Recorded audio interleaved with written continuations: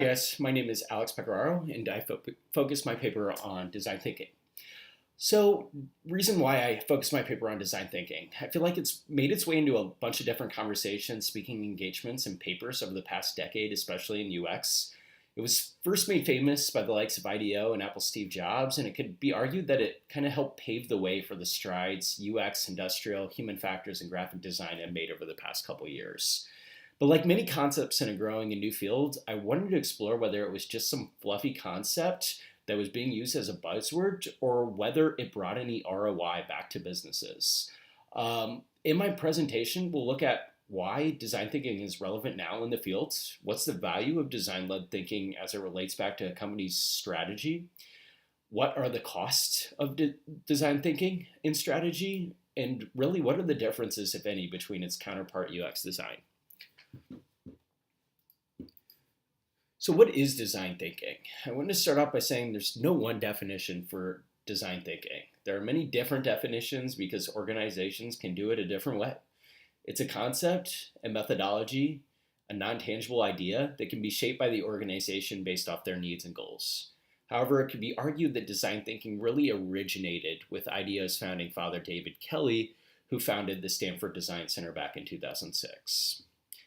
Design thinking, as defined by IDEO, is really centered around three principles. First, it's a team effort.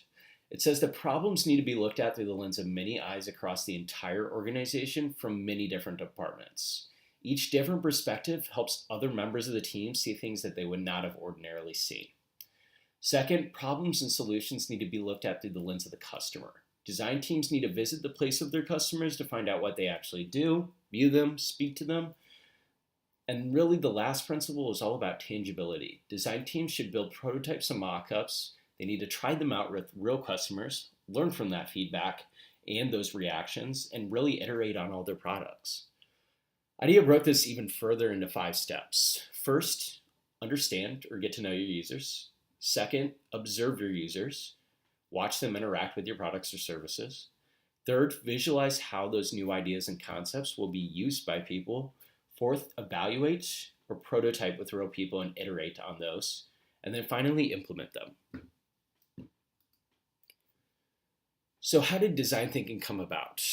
IDEO, well, as I said before, IDEO can be credited with coming up with a process.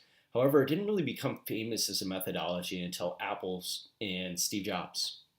It was used to explain why Apple was able to innovate on such a massive scale, create new product categories, and create a ton of value for its stakeholders during the huge rise in stock in the early 2000s. It was a strategy produced by consulting firms like IDEO and Frog that took a heavy focus on products but wrapped it in an innovation blanket. It was almost management consulting for creatives. Really, the ease in which it was accepted in the executive level boardrooms was probably one of its greatest successes. However, design thinking itself had a poor track record in actual implementation outside of companies like Apple. They had a lot of big and great ideas, but they were usually flawed and didn't create as big of an impact as stakeholders were hoping for. Again, I said Apple was one of those outliers, but Procter & Gamble did a good job with design thinking, and so did GE. While design thinking was While design thinking was entering in the boardroom, UX was more or less entering into the bottom of organizations through engineering teams trying to build products. Unlike design thinking, UX is all about the build, the act and output of designing. It solves the problems. Design thinking does not solve a particular problem, but finds the right problems to solve. It is a broad term that can be applied to the organization as a whole in all areas, not just products and services. However, if you take a closer look, they seem very similar in terms of their process steps, almost identical actually. UX is research, ideate, prototype, implement, and learn, whereas design thinking is understand, observe, visualize, evaluate, and refine, and implement.